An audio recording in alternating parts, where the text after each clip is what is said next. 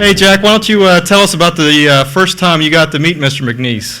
Well, we were assigned to regimental headquarters because they were setting up in the 506. And one of our buddies, Malcolm, never forgets the time he first seen Jake and reminded me, here comes this guy down the road with two guards on him, P's on his legs and P on his back. Who's that? That's McNiece, later known as McNasty. But that's him. So that was my introduction to Jake. And that was a beginning of a long, long story between us. So that's about my introduction to Mr. McNasty. As a prisoner. Yeah.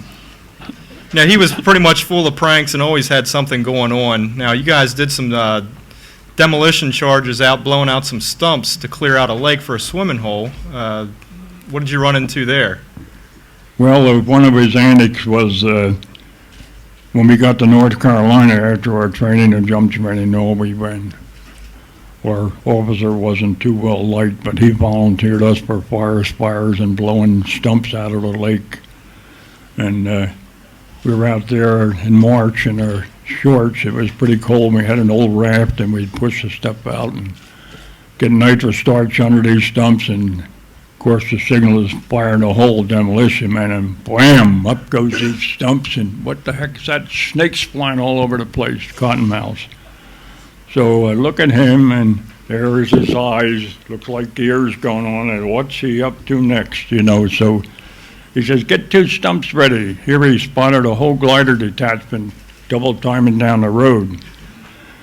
And the wind was blowing, of course, so ready, fire in a hole, boom, and up goes the two stumps and the cottonmouths. There's a big spray of water going over these guys. If they ever caught us, they'd have killed us. There's only about 8 of us, but that's part of the training for these people. We taught them what they might be involved with, but not cottonmouths, because we didn't know where we were going at that time. But that's some of the things this guy got us into.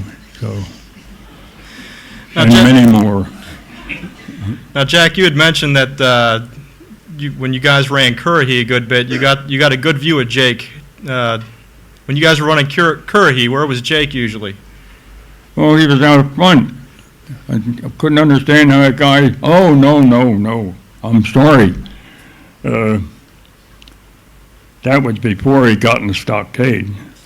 So after this affair in Toccoa and tangled with the MPs and all, we referred them as rejects because they couldn't make our physical or requirements, and the only place we could put them was in the MP detachment, so they had us in for us anyway. But anyhow, Jake and these guys ended up in the stockade, and we at the bottom of the mountain is this stockade, so we were running the mountain every day, 3 miles up, 3 miles high, 13 feet up, and by the time we were really dragging. And here's these guys laughing at us. We're breaking their tuchus, and they're in the stockade having a ball. So, that's the way this guy thought, So I think he had it all planned ahead of time. But that's part of the story that you find the prisoners in the movie, the Dirty Dozen. But we weren't murderers or nothing. We just didn't do everything we were supposed to do, and done a lot more than they wanted us to do. So we were always in trouble, and thanks to Jake. I never went to town. I never went to town with him because I knew I'd end up in jail.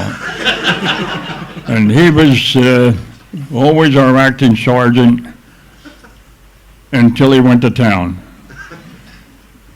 And then his stripes come off, and as soon as we get into some kind of activity, back on they go and acting sergeant again. So that's my introduction to Mr. McNasty.